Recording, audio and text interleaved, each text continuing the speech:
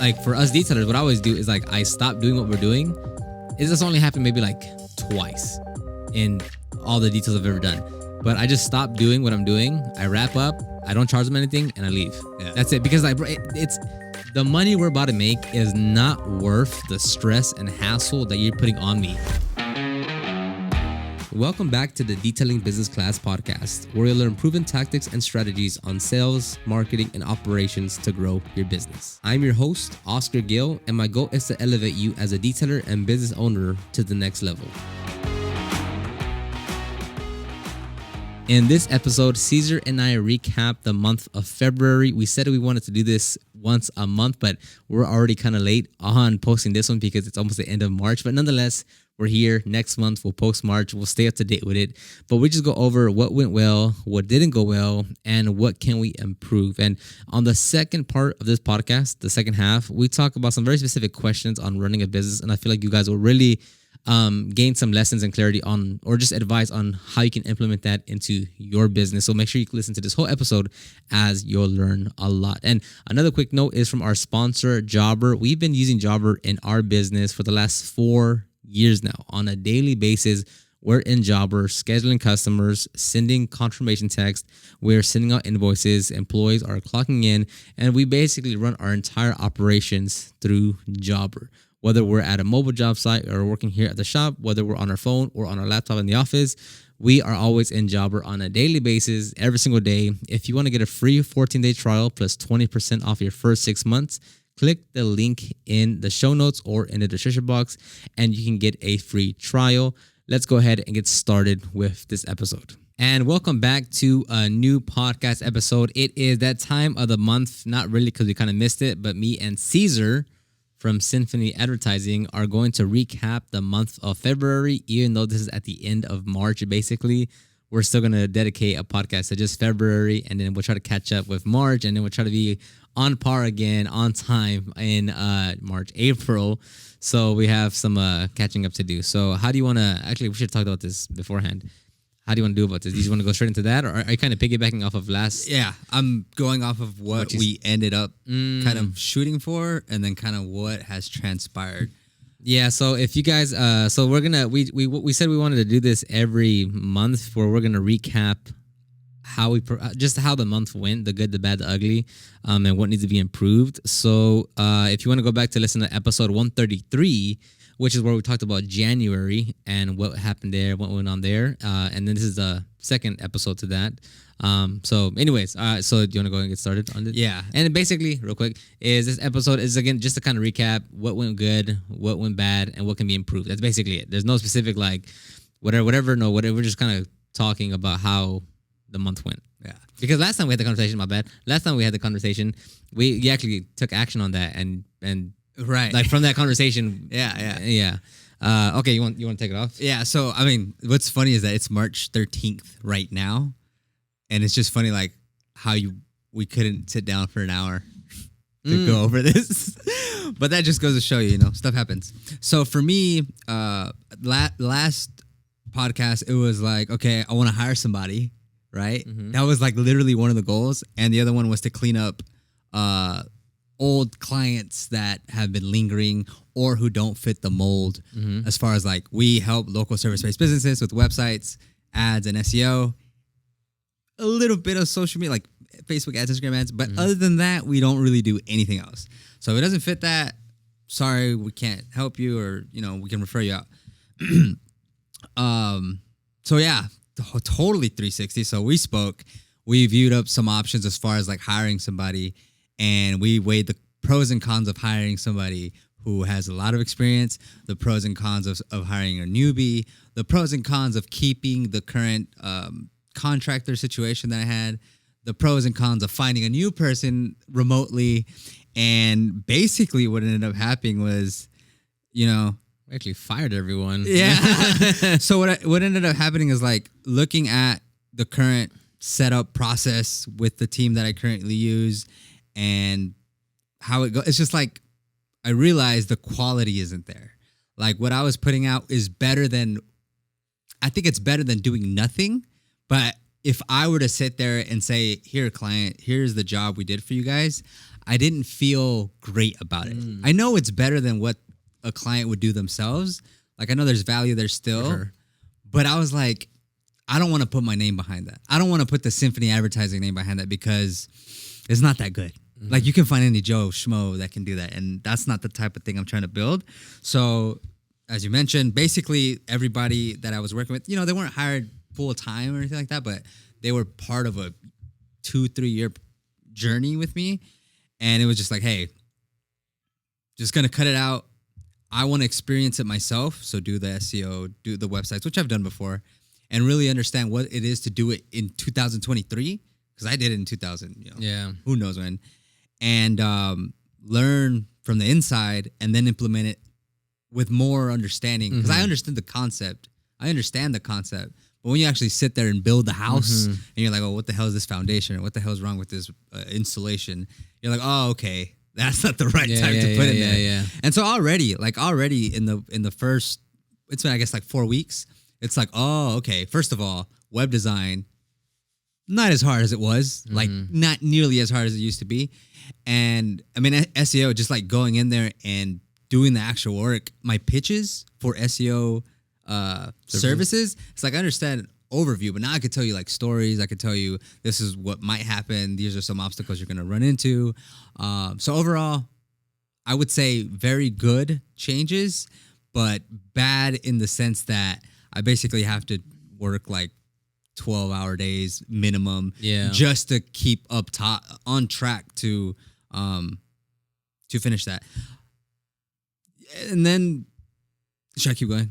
Well, on that note, we can actually go into that a bit more of like, because how do you think you fell into that? Like, for instance, why did you have a mindset of like I needed a hire when you reevaluated who you had already? Yeah. Like I don't really need. So this is what I realized. This is a great question, an insight that I had when I let everyone go. I was like, wait a minute, I wasn't hiring people because people say you should hire people. So I was like, that was part of the reason.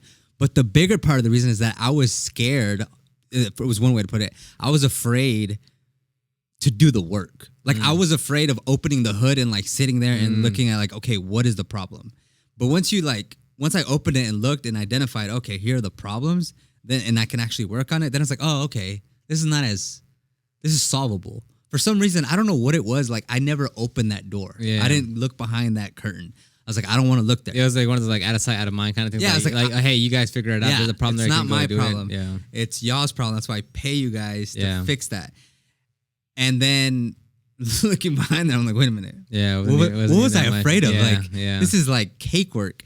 And so I'm not gonna say cake work, but like that was the reason in the hindsight. And I remember my first client that I booked that I wasn't aware who they were. They were this company out of California. They do like grease trap cleanings for restaurants, and they had a Wix site, and I built them a website for $400, dude. So they paid the deposit for $200, and then I was like, I gotta go find help. Like basically half their website they put the deposit. That's funny. Anyway, go on. I was like, right, 200. Yeah. I was like, I gotta go find help because I didn't want to sit there and solve the problem. Yeah, but this was way back when, right? This was like the first 2 months of Symphony. Okay, and I went to go find somebody. I paid them the $200 that they gave me, and then I ended up doing it anyways. And then I learned that same thing. Yeah, I was like, wait a minute, this is dumb. It's freaking not hard at all. But for some reason, I don't know. That's like that was my solution. Like, let me find somebody who knows how to do it. Yeah, because another good opening to that was now, like you said, like now you actually are gonna like fine tune the system and the process of like, okay, here's whatever the intake, whatever. That way, whenever you do actually hire someone, in house or not, it's like here's like the procedure. Here's like 80% of the steps that I take every single time, and then I know they had this better.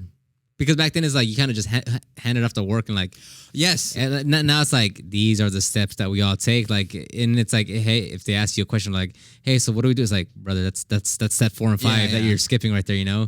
Yeah. So that was a good eye opener too, I think, for yourself of like, oh, here's the system actually now. Yeah, because like I helped with the process, but I didn't know exactly how it was done, like how it was cooked. You know, I gave some of the ingredients, and that's. But like, how did they cook it in the back? Yeah, and that's just like the not in the bad way, but like the grunt work of like, okay, let's figure out all these steps. Let's go back to step 1. Okay, step 2, step 3, because you want to be, you want to be focused like big picture. Like, no, what's the big next step that we take? What's the next?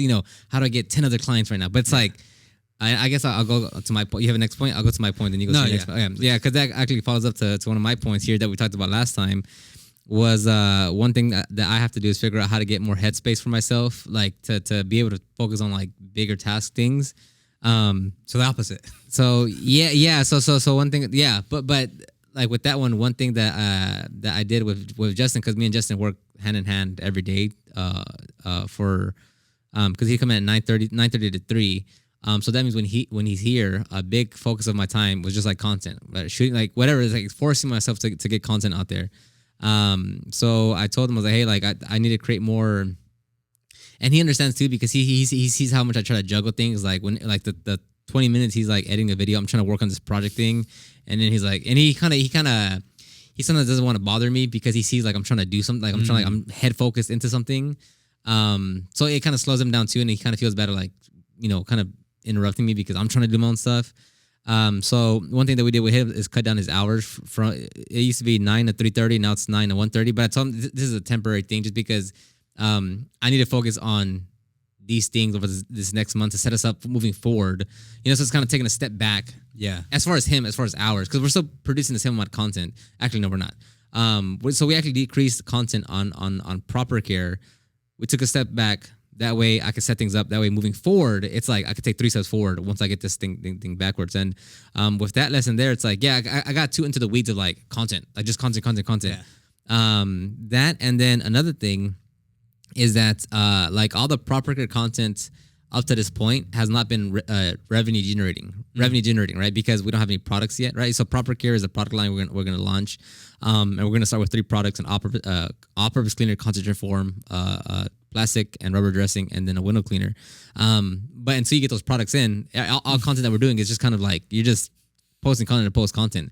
And this is I can talk more. Not actually, I can't. I have to talk to our accountant about how to do this. But like, since there's technically 3 brands, our Detail brand, Detail Groove, and Proper Care, right? But Justin touches activity on all 3 of them. How do you attribute the payroll to the hours? You know, so that's one thing I have to figure out with, actually that's one thing I have to figure out too with the accountant of, even for me too, is like if I, you know, when I work on R3, when I work on Detail Groove, like how do you how do you pull the money from each one, because each one has its own revenues. It's not like they all go into the same bank account. Yeah, you literally have 3 different bank accounts for the 3 different brands, because they all are completely different, right? Like the expenses of Detail Groove is completely different from the expenses of the Detail brand, which is completely different from the e-commerce side of Proper Care. So that's one thing that I really have to figure out. But yeah, so I told him, like, hey, like just like for this month, like we're gonna have to cut you back just so I can work on my stuff, because then what was happening was I was working a lot of overnights, and I was like, man, I really don't want to keep on doing that. When I have to, I will, but like I'd prefer to sleep. You know what I'm saying? But yeah, and I kept on, like, I think like in the 2-week span, I hit like 5 of those days. I'm just like, all right, I'm gonna stay up again. Like I'm just not sleeping, just keep on working throughout the night. And I was like, yeah, man. And not that I don't mind, I really don't mind doing it, but if it was like for like a higher, like, oh, this is just to get caught up. Yeah, this is just to like, bro, I'm just trying to do my stuff. But you know, if it was like we have this big launch for Black Friday, and we're like, okay, warehouse, and we're like the website, and we got, you know, okay, sure, bro, I'll do it, like no problem. But just regular, just me, like, man, I'm just trying to like plan something, you know, like, yeah, it's not worth it at that point. But not only that, but then also going back to what you were saying of like, I need to set a plan better to be able to have systems down that don't 100% rely on me. Right. So, and I've seen a lot of other creators, not detailers, but like I don't know, just other course creators or content creators, that they'll talk about burnout and such, because, and I can 100% see it, that all the content and everything runs through them, right? Like everything, like there's like, if they have what the heck, dude? Hold on, give me 1 second here. The dang sign just turned off. That was weird. So yeah, like if they have a team of 9, like no one has work to do unless that person shows up to shoot a YouTube video or to whatever, right? Yeah. So a big thing I'm trying to do, one, to get it, like, to not let that happen, but then 2, so more stuff can happen at the same time, is like how, like, what's the process where, if, like, what can the editor Justin do as the editor do without me? right? And it's like eventually I do need to start bringing Lex into the pool of content. That way he's also a host. That way instead of me going out to doing like the detailed breakdowns, like he's out there, you know, whatever. So it's like I have to figure out that part too. That way it's not like, hey, Oscar, we got to shoot content. It's like, hey, you got Lex. It goes back to how are you attributing the? Yeah. So it's so much. Yeah. So it's like I got to figure that part out now. Of well, that's another thing of like, how do I make sure? Well, yeah, just how does the ball keep on rolling without me having to be the person there talking to every single video? So that was one point for sure. You want to go back to your next point now? Sure. So on top of the letting everyone go aspect, it was also cleaning up the client. So I had literally two clients that have been with, actually more, but two that are they're not local service based. One was education and one was like a huge e-commerce store. And it's been lingering. And I just said, hey, refunding your money 100%. We tried, we can't. And this is like another thing I realized, like, you know when you're not. Yeah, I've gone over this. Like, you know when you're not supposed to take projects. But I took them different place than now. I wouldn't take it now, but yeah. So like, I know we're in March, but like March is looking great. But it's also like because I'm doing these refunds, because I'm paying out like all the contractors for projects we had on board. It's like Damn, the money's going straight out. Yeah. So like April, like March, I don't care. It's fine. Wash. Like, it's gone. Like, there's no way.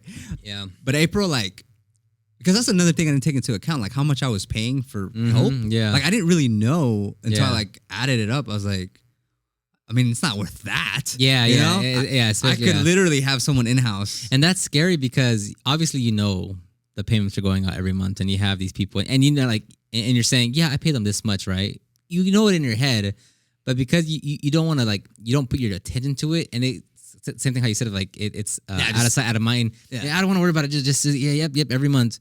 But then you look at it and you're like, what the heck? Because then you also said, again, going back to you wanted to hire someone else too. So that would have been like in a straight, like, call it 445-ish a month, just like for what, you know? And now you're seeing, you're like, yeah, that was not necessary at all. It opens up your eyes a lot too, because then you look at, okay, what can technology help me with? What can software help me with? Yeah. What could just a good process help me with? That's not even all that. It's just like, oh, here's all the steps. Okay, 1, 2, 3, 4, 5, 6, 7, 8, 9, 10. The website stuff, I'm like sitting down and I'm like, okay, it's just finding those 8 to 12, 15 hours to like sit there and build. Yeah, there's still a lot of customer interaction and back and forth of like, hey, we need this, we need that. That's not including that, but like a lot of this stuff is just time management. Like, how can you set up your day so that you're efficient with your time? Yeah, and that's it. Yeah.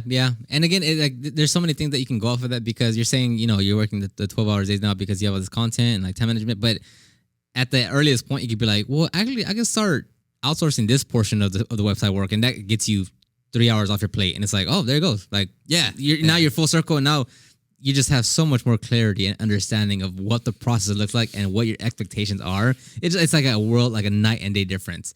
Yeah, so, you'll eventually get there. You know, it's like you'll eventually be like, I can hand this off now to someone else. And then going back to the other point of the expenses going out, like this, because especially not because you're not giving them the work, or what's happening? Like, why is the expenses? Yeah. Well, because I was paying. Oh no! Now you realize on a monthly basis, I was paying X amount, and now that I'm not going to, I'm like, oh yeah, like yeah.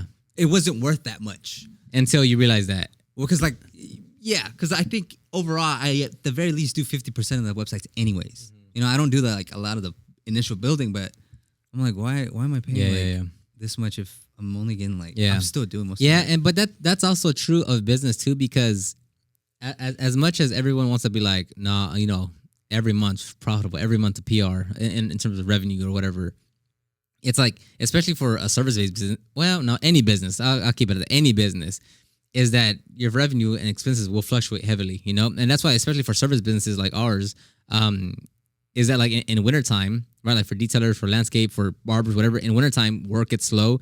Like you have to watch labor, right? And call it peak spring, summer. I mean, dude, there's the schedule's maxed out. You'll just get as much, you know, throw in as much work. Everyone's going to be here a long day.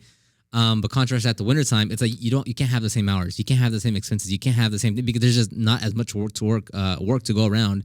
And it's just like that's one thing like that I've learned, and that detailers and everyone else will have to learn of you fluctuate with the business, right? If and I can remember this at the jobs that I had too, where when same thing, spring, summer, it's like there's work to be had. Everyone gets overtime. Everyone's working. You have 30, 40 techs on hand, on like full time, running the vans, running like working. And then wintertime comes, it's like, okay, be about 17 techs. You know, it's still like a lot of techs for, you know, in like if I see it now, if I had 17 techs, I'll be god dang. But it's like everything fluctuates. No one's getting overtime, right? You're not the managers or the directors aren't out there like paying for people's lunches as much through the company card. It's like, all right, we're gonna take it back a bit. You know, we're not gonna be as lenient with the overtime. So it's just like it's a reminder that like one, it's business, right? So it's not always to be happy, you know, hitting revenue marks every single time. But then too, the business is always gonna fluctuate, right? You have a super good month, a super bad month, a super good week, a super bad week. One week you feel like you're on top of the world. The other one, it's like, oh my god, business is going under now, right? And it's like you just gotta stay consistent and proactive with everything that you do. Anyways, were you finished with that point? Well, yeah, it was just letting the certain clients go, and then the whole revenue thing or expense thing for this month. Yeah, and that's another thing. Like, actually, real quick, is that's why when people are talking about if you're profitable, it's like, well, you can be profitable and still go out of business, right? Because if you just like as a side tangent, like if there's never one metric that kind of tells you how your business is doing or like if you're going to be successful or not, because you could be like, well, I want to be profitable. It's like, okay, you're profitable, but you have one detail per week, right? Like you can be profitable on one car, right? But then what, your cash flow sucks, right? Or you know, whatever. So it's like there's never one specific metric that rules it out. Okay, so I'll go to my point here.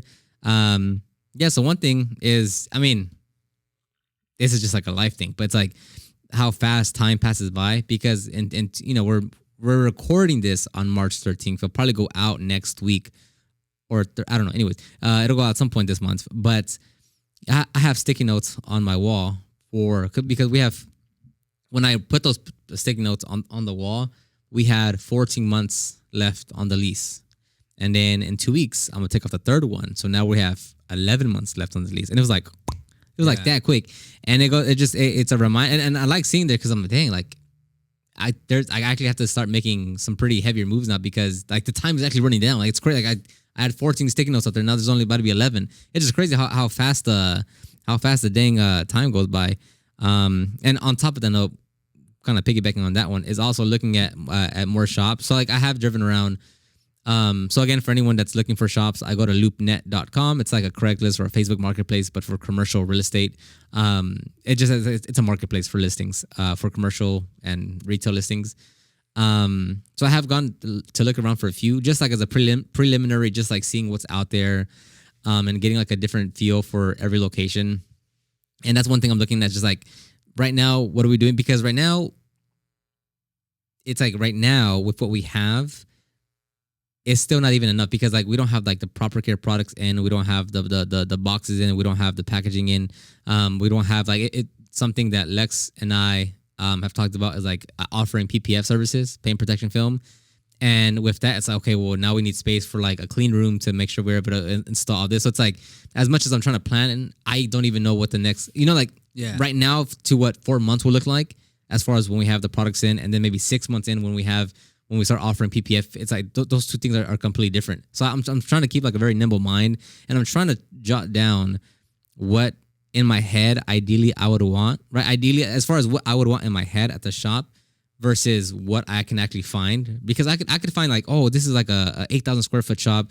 It has all the things I need, and then I'm like, hey, we're a detailing business, and they're like, oh, we don't take that. I'm like, oh, because a big thing with the shops is just, do they even allow you to, because that happens a lot, like with anything like car wash related or anything automotive related. A lot of times they'll turn you down just because they don't want anything automotive in their thing. But yeah, me, it's like I'm looking around at different shops, keep my mind open to what I want based on what I think we need moving forward. But then also at some point I have to be like, okay, I have to start actually talking to these places, seeing what they want, seeing what they allow. So that's a very slow moving thing. But I mean, again, like as I said, we're about to be done with 3 months. So like call it in 4 months, I have to be like, okay, I should kind of have a better idea of like where we're moving to. So that one's moving up. You wanna go to your next point? Yeah. So for me, it's moving forward now. So what's funny about how I like to set my stuff up is in quarterly goals. So about your time moving fast, like I already have to set up my next quarterly goals. And what's cool about quarterly goals is that they're far enough that you got to stay consistent, but not so close that you hit it. And really, I mean, the only changes I'm really gonna make is pretty much nothing. No. They've kind of been implemented, but between now and 6 months into the year, I want to figure out the process. I want to figure out how I can get help if I need help for these services and adjust accordingly. That's it. Maybe some fitness changes. I'm going a little not too hard, but I don't think I could keep it up. I don't think I can keep it up for that much longer. And I think that's it. Yeah, because that's true. Because it's not like your macro goal is the same, but like your micro decisions will change like a ton, right? Because like that's what I'm getting at. Like even for us, like I have this big goal, and it's like we're still trying to go after this goal, but like the hundreds of decisions that the micro decisions will always forever change because you adapt to the situation. But like the main goal always stays the same. Yeah, it's what I'm saying. Like, it's not like you have to set new goals every single month. Is what I'm saying. It's like it's actually really simple. That's what I'm saying. Like it's not like, hey, if your goal is to hit 10,000, it's like, okay, that was March's goal. So April 15. Okay, now in May we're gonna. It's not like that. It's like you set one big goal, and then month after month, it's like you're just making micro adjustments. To get to that goal. That's what I'm saying. Yeah, it's baby. Yeah, little steps, but it's towards something. Okay, so on this one, another thing. Well, so another one. Also, two things now. Well, one thing is the next one that I'm also planning about is when we move to a new shop. I am thinking about like elevating our detail brand. Like right now, I mean, I get the compliments every now and then of like, oh, dude, awesome shop, or like your shop's amazing. I'm like, bro, come look at this in person, dog. It ain't that great, dude. Trust me. Like, there's the same thing with our van. I always tell people on the YouTube videos, I'm like, bro, like everyone has a better looking van than we do. Like everyone has a more professional looking van. Everyone has a better built van. And that kind of reflects our shop too. It's like, bro, there's home garages that are better set up than as far as better looking than what we have. So yes, and kind of in conjunction with thinking about offering PPF services and going that route.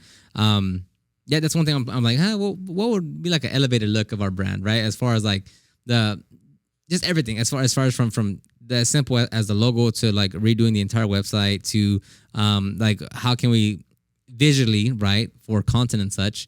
It's like how do we make this like a really cool looking shop? To like maybe getting a lift, getting some hexagon lights, getting the walls painted with some like murals or graffiti or whatever, and like just kind of elevating everything to like this is the new kind of brand that we're still offering the same services. It just gives it like a higher boutique touch of like, okay, these people are a lot different than everyone else. So yeah, on that one, and probably the other big thing that I did that kind of changed my focus as well is on so one major course I always launched is SEO for detailers. That's like that's the main marketing channel that we've used to grow our business, and I now have a on-demand training basically, and this one took me forever. Like I should have done this about like a year ago. But now, for anyone interested, if you want to see how we grew our business to $10,000 per month, you can click the link in the show notes or go to detailclass.com and you'll see what I'm talking about. But anyways, this one, I should have done this about a year ago where I had to reset the cameras, so I kind of lost track of where I was. But basically, the training is on how we grew our business to over 10,000 a month, and it kind of takes you to the journey from when I started to where we are now. But what I'm saying is how it changed my focus is because I used to launch that course every few months, but now the training is always up for anyone to watch. So now instead of focusing on like launching, I'm just focusing on getting people to sign up for that training, and then the course, the training is always there, and that training leads to selling SEO for detailers. Because for the longest, people ask me like, "Hey, when is whether it's through a podcast, through a YouTube video, through Instagram, whatever, it's like, hey, I see that you have an SEO course. How do I access it, or like where do I buy it?" And it's like, well, I might open it up in like 3 months from now. And it's like, I thought about it. It's like, man, like imagine if because I've taken a lot of courses and such, right?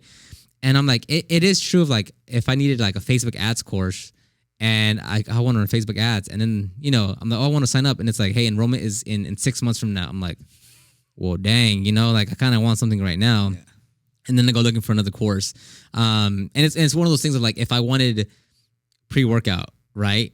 And then it's like, hey, yeah, next time we're launching this pre-workout is in 2 months from now. It's like, well, I want to work out right now, and I need the product right now, so I want to buy it right now. Yeah. So that's why. So now, if you want to watch the training, it also leads into purchasing SEO for detailers, because I thought about it and it's like, it's kind of, this doesn't make sense to not let people purchase. It's like detailing services. Like, yeah, you can buy it in a month from now. It's like, what the heck, Because if they, and this is like for like when people want to buy, they'll buy now, right? For like that's why like with SEO, it's like when people are as far as for detailers, it's like when someone is searching in Google for detailing services, that means they know they have a dirty car or they have something that they want fixed on their vehicle, right? Whether it's swirls, headlight restoration, whatever.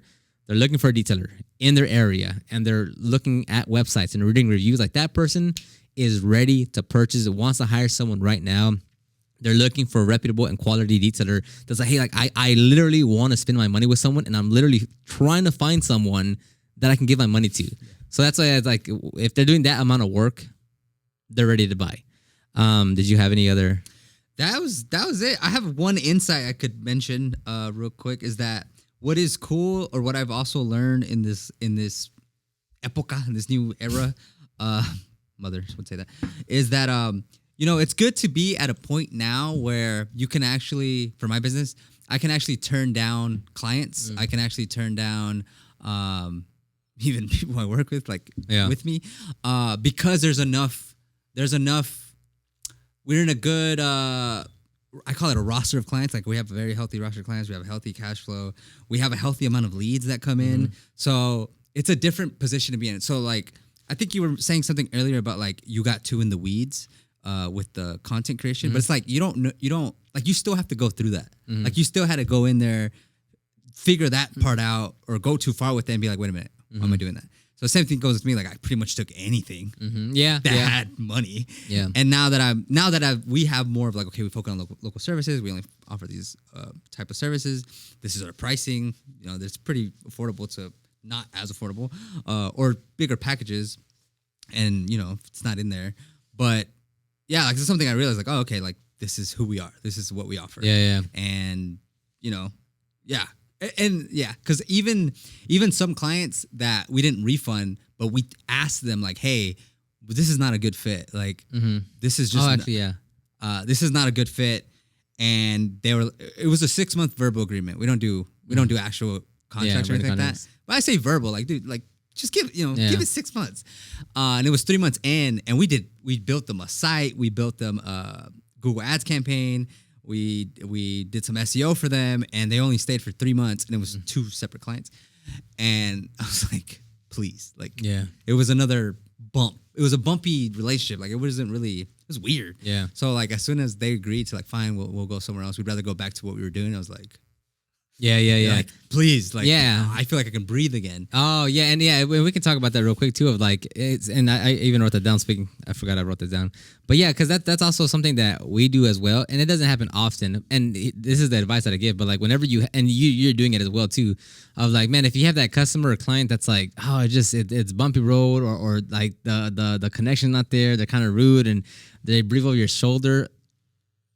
Like, for us detailers, what I always do is like, I stop doing what we're doing. This only happened maybe like twice in all the details I've ever done.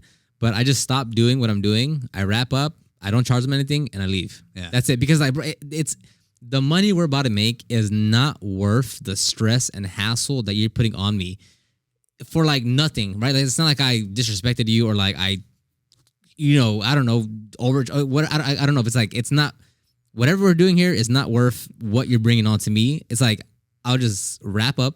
Like, and when I mean wrap up, like, if I have a little bit of vacuum left, I'll finish vacuuming it up. Yeah. That's what it's literally not done midway.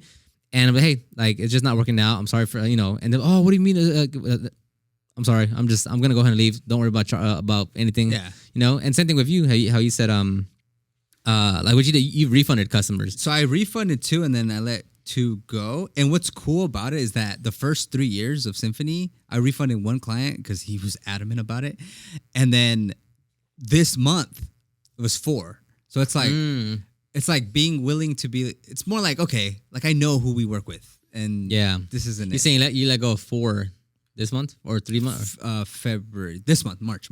You let go of 4? Yeah. Let go, or you refunded? 2 refunds and 2 the contracts agreements that aren't active anymore, Okay. ended early. Yeah, because that's another point too. Because I remember once, like for the long, like we don't really get cancellations, like last minute cancellations or reschedules. Like, that doesn't really happen with us. But then I remember one specific week. I think there was like 4 or 5 in like a few days, and I was just like, "What the heck? This has never happened. Like, what was going?" And you kind of get scared because you're like, "What's happening? Is our business going down?" And it's just crazy, just because again, like you did one however many years ago, and then now you did 4. Right? Yeah. This was more like at your choice of you understood what you needed to do. But I remember this was like a year and a half ago. I was just like, this. I probably went maybe like 2 years with getting like maybe 2 last minute cancellation or reschedules, and in this week alone we hit like 4 or 5, and you're just like, what the heck? But then like the next week it went back to nothing happened or whatever. It's just interesting to see just like how a week by week basis things can go from like a normal week to what the heck, this is. I've never gotten so many cancellations before. And again we're back to like not like. It's not really a problem at all. That it's just that one specific week, it's just like cancellations went straight up the roof, reschedule went straight up the roof. So, but how'd you feel about like once you cancel or even refunded or canceled or got them off your roster, as you say? Like, how did that make you feel? So I mean, it feels great. Like, it's like thousands of dollars. Like, it's not like oh, it's easy, it's over. It's like I gotta work this out. And like, but it's that's how you know it's the right choice when you pay somebody back or refund money back when you know you're not gonna get X amount reoccurring monthly, and you're like, it's great. Yeah. Great. And the reason I let go of the contract ones is because the interaction. It was the whole over the shoulder. They wanted to call my clients. They wanted to like ridiculous questions like, how much would it be for 1,000 phone calls and how much would it be for 1,500 phone calls? And then they wanted the answer like within the same like morning, I'm like, allow me 2 days to, this is like a ridiculous question. Like, and then it's going to end up being like $30,000 to do that anyways. And they have, not that budget. They have a very, very, very small budget. So I was like, you know what? I don't think we're the best fit. So anyways, it felt great. Like, pretty much everyone on the roster, the client roster, there are people who are serious about their business. Because that's another thing I found is like, there are people out there who aren't serious about their business. Yeah. Like they do it to do it. Like they make money from it, but they're not serious about it. Yeah, which is almost, and you're not saying that they're not serious about it, but they're doing their part, and it's not like they're trying to. So for instance, like a barber, a barber. Like a lot of them will cut hair. A lot of them will have their chairs like their booths rented out. But at least all the barbers that I went, minus a few, they got their schedule booked out, and whatever their other barbers do there, whatever they do is whatever they do. Is that what you mean? Or you mean like they just generally don't care? Like, so like they're not as serious. So like I guess either it's like a side project for them, or they're kind of happy with where they're at. So like if they make $5,000 a month, like they're cool with that, which is nothing wrong with that. But like you're not. I heard somebody say this on a podcast or something. It's like marketing is for the ambitious business. Like if you're marketing, well, it should be because you're trying to grow it. But if you're marketing because you can't get, you can't pay rent. Right. Yeah, that's the different story. That is true though. Yeah, because are you marketing for growth or are you marketing to survive? Yeah, so two different things right there. Yeah, very different. And so like the serious business owner is like, okay, let me give them what they need. Let me be clear about what I'm communicating. Like, one thing that really I understand some people sometimes is when they just forward me an email with an email thread of like 8 emails and they expect me to like read all of it. I don't. I mean, you might not get that. Yeah. No. So like, yeah. The proper way of doing that is, you can forward the email thread and summarize like, hey, Cesar, here's what happened on this email thread with whatever vendor or this past experience. Please, you could just tell by the way people communicate with you and be like, okay, this person appreciates the work, is organized, is interested in moving their business forward. And then some people just like, I don't know. I feel like they just like. They're just, or they're just not, or I don't know. I get what you mean though. But I think what highlights all that is definitely like, I guess not even just marketing, like how we just said, are you marketing to thrive or are you marketing to survive? But it's like, are you in this business to thrive? Or are you in the business just to get by? Because like you can tell even if they still mess that up with the emails, like you'll know the person of like, okay, this person actually wants they're passionate and hungry. Because even with the students inside some of my courses, where you can tell they're not really on computers that much. Yeah, as far as that's different. Which how they email, how they talk, whatever. But you can tell like this person is continually asking questions. You see all the edits or all the things that they're doing, and it's like, yeah, like you actually are there to like, yeah, like you're putting in the effort. But highlighting what you were saying about like refunding, like your business is at a place where you can actually turn away work. It's like that's that for anyone running a business, being able to actually dictate the kind of customers that you get versus trying to take everything on like we all do in the early phases because you want the money. It's such a different peace of mind, or you're in such a different way to think about your business and the decisions that you make. Because if you are marketing to survive, your decision is always, I just need money for tomorrow to pay the bill, or I need money right now to make sure I can cover my car note or my phone bill or the shop. Whereas if you know, like if your business is in a place where you have good cash flow, you have money in your account, when someone that's like, okay, yeah, that's some red flags, you can be like, I'm sorry, we're not working together. And to piggyback off of that is like that is why I was able to let go of the team and the contractors, because I know this weird way of looking at it, but I'm like, okay, even if I lose a couple clients because it slows down the production because it takes too long, or because now it takes me longer to get back to stuff. If someone was sending web edits and I'm like, that is like down here. I will get to that like at 9 p.m. like end of day stuff. But even if it like that kind of suffers a little bit, like I'm okay with that, because like everything you take 5 steps forward and then you take 2 steps back, and then once I figure these 2 steps back, then I can take another 5 steps forward. And that's what it is to build. Yeah, no, but yeah, and just piggybacking off your piggyback is that even with Lex, he came up to me the other day. He's like, hey man, like we have this lead that he wants us to do like a full interior cleaning and a wash and wax on a Corolla. It'd be like $600. But he's like, yeah, but he wants us to go and pick up the vehicle at the storage unit that's just down the road from us. And I was like, okay, that doesn't sound too bad. And he's like, yeah, but he's kind of being very vague about everything. And like we'd have to go there, talk to the people, look at the vehicle, and then call him back and give him the quote. And it's like 7 minutes from here, right? So, but going back to your example of like, if this customer said, hey guys, I have my Corolla in storage. I already talked to the people there. They'll bring the vehicle out for you. They can actually send you photos and videos if that's what you guys want. I can do that. Or I can go and get the vehicle and bring it to you guys and get a quote. Versus like being very opaque and vague about like, oh yeah. And it's like, you're not serious about this, dude. Yeah. And like, even if you were to pay, we're like, nah, like, you're not that serious with like, we don't like, we're not here to just be thrown around left and right just because you're paying for us, right? That's like a big misconception that a lot of detailers have of, and again, going back to the point, like if your business is not at that point, you'll take on the work because you need the money, right? We've all been there. But you get to the point of like when I was talking to Lex, I was like, yeah, let's not do that, bro. He's like, yeah, let's not do that. Just because it's like, why do we need to jump through so many hoops when we don't need this, right? And again, it's like, it's a peace of mind that you get like working with like good quality customers that value you and care, care about the process, and they don't just like throw you around just because they're giving you money. Which again, like we've all been through that part of you need the money, so you're gonna take on whatever customer. But it's like it's such like it's not fun. It's not fun at all. And the thing is like you're so excited to start your business and to like get customers, make money, but literally like the whole first year, so it's just dog water of like this customer sucks, so this thing is weird, I'm not getting paid for here, and it's just you really you have to get your business to the point where it's like, yeah, I don't need to take that on anymore. Because at that point, that's when you're looking at your business saying, okay, now I can actually make better decisions of who I take on. Because in the beginning, you're just taking on whatever work. Yeah, and you're figuring it out. Like you don't even know what is good and what is bad, and what's a good customer, what's a bad customer. Like you kind of have to go through it. Like you have to be able to read people. There's too. no way. Like an email. Like you got to look into it and be like, wait a minute. Yeah, there's no way to cut around getting those experience. Like there's no way you can, like, even if you skip that step of like taking on any work and you had your marketing down right and all that, but like if this is your first business and you're getting into detailing or whatever, you still have to understand the people. Like, okay, what is a good customer then? What's a bad customer? Even if you have the leads coming in, like you don't know which one is which one's going to be good and which is going to be bad.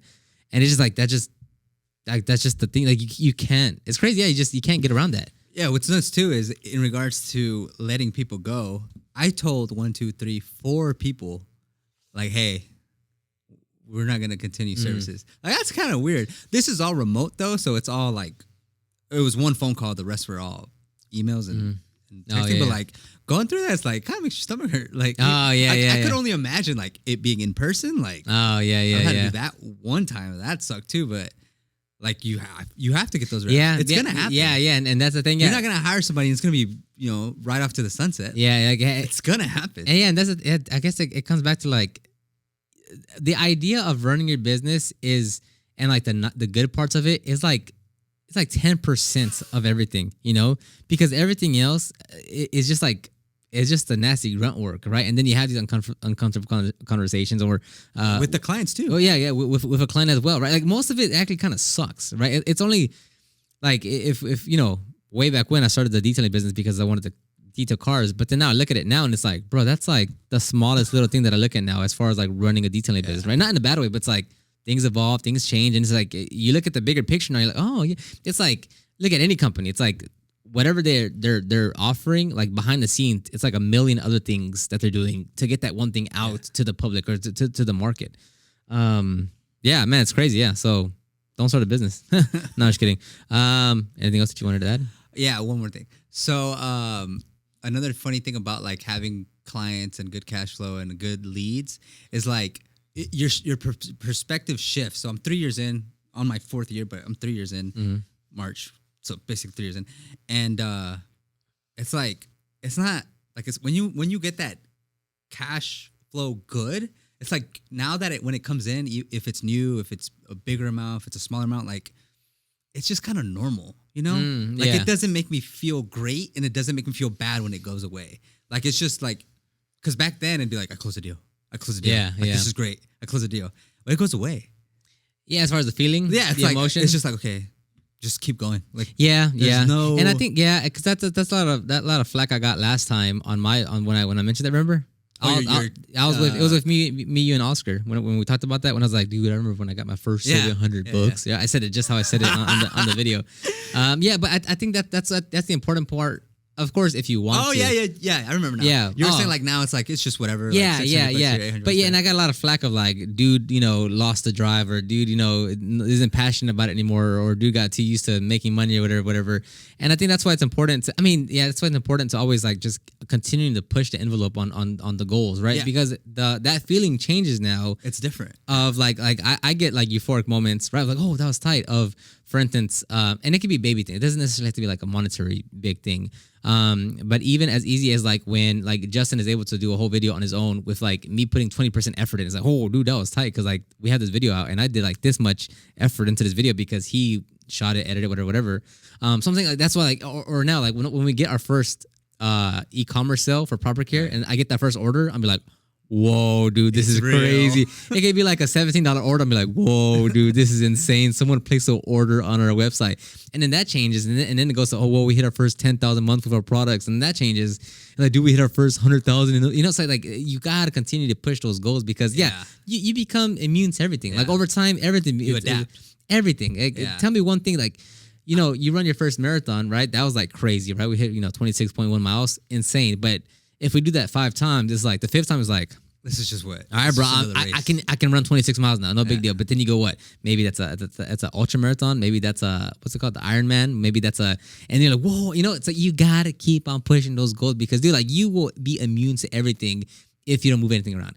If it matters to you though, if you're okay chilling and stuff, there's nothing wrong with that. It's like that's fine. Yeah. Yeah. And for me, it's like the aggregate. Like okay, the dailies are like.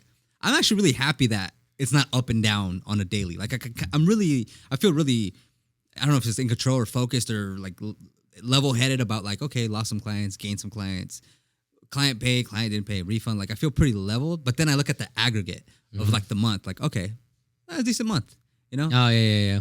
So I'm trying to build on a monthly basis, but it's not like, I don't know. It's like, I can only, as something I figured out too, is like, I can only do every day what is I'm supposed to do, like come here, work, do good results, talk to the clients, solve problems, and just build off of that. And if it happens this year, whatever that is, right? If I hit that goal this year, perfect. If it takes me 10 years, great. Like yeah. I don't really have like I'm pretty loose with like what that end is because Yeah, There's that's not also really one. yeah, because that's also a good conversation to have too. Of as much as you want to like, and me, I think about this a lot too of myself. Of like, as much I think about, let's say when I pull all nighter, right? I just because I got to get work done, and then I look at it in the grand scheme of life, and I'm like, how much is this gonna affect my future happiness, or is this really gonna be a make or break, right? So it's like you're working all these hours and doing all these things, and it's like,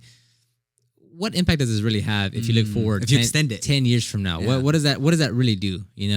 Because then you think about the goals, and it's like, well, if like a lot of people, a lot of entrepreneurs or whoever says it, it's like, yeah, going from like making your first like six figures was like amazing, but then and then you hit your first 1 million, but then you go from 1 million to 10 million, nothing really changes as far as like whatever you do. It's just a new goal. And I just think about that, and I'm like, yeah, like good. At the end, like the deeper question I'm trying to get to, or the deeper thing the deeper thought I'm trying to get to, is like always being content and grateful and happy with where you are and what you're doing, but then always also having that side of you that's like hungry and passionate and like absolutely a monster to go get the other to reach your other goals. That's one thing I'm trying to, because to me, like, because I want to do these many things with Proper Care, Detail Groove, and the detail bits. You always feel like you're behind. You always feel like you're not doing enough. You always feel like, oh man, just I promise after this project that I'm done with, okay, I'll be able to take a break. Or I promise after this one task, oh my God, my life will be easier. But it's never not like that, right? Because you're always doing things, and you always feel like there's that other thing that you have to get to.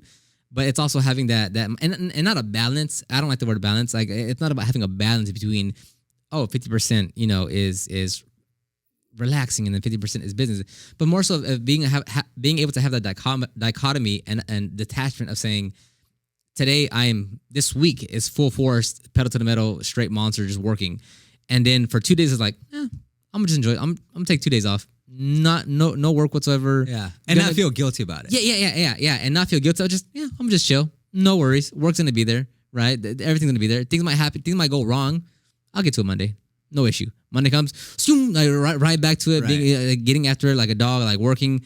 Thursday comes, I'm chill. It's like having that kind of framework, and it's needed because you can't. That's not a. I mean, you could probably live life like that, but it's good to have that on and off.